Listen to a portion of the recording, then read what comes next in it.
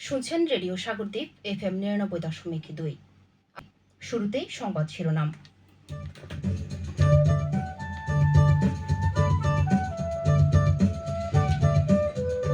হাতিয়া দ্বীপে সুশাসনের জন্য নাগরিকের উপজেলা কমিটি পুনর্গঠন ও পরিকল্পনা সভা অনুষ্ঠিত।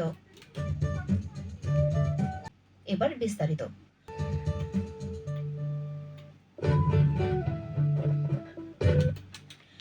হাতিয়া দ্বীপে সুশাসনের জন্য নাগরিকের উপজেলা কমিটি পুনর্গঠন ও পরিকল্পনা সভা অনুষ্ঠিত হয়েছে।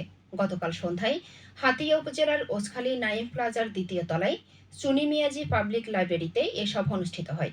এতে সভাপতিত্ব করেন সুশাসনের জন্য নাগরিক হাতিয়া উপজেলা শাখার সভাপতি AKM মানসুরুল হক।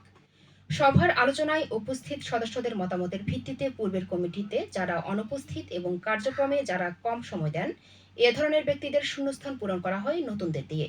21 সদস্যদের পুনর্গঠিত কমিটির উপস্থিত আলোচকগণ জানান, এই কমিটি গঠনের মূল উদ্দেশ্য হল নাগরিকদের সচেতন ও অংশগ্রহণমূলক ভূমিকা নিশ্চিত করে গণতান্ত্রিক ও জবাবদিহিমূলক প্রশাসন প্রতিষ্ঠা করা, পাশাপাশি সমাজের প্রতিটি ন্যায্য বিষয়ে ভূমিকা রাখা। হাতিয়া উপজেলার পুনর্গঠিত কমিটি এ লক্ষ্য অর্জনে কাজ করবে। সংবাদ শুনছেন রেডিও সাগরদ্বীপ 99.2 FM।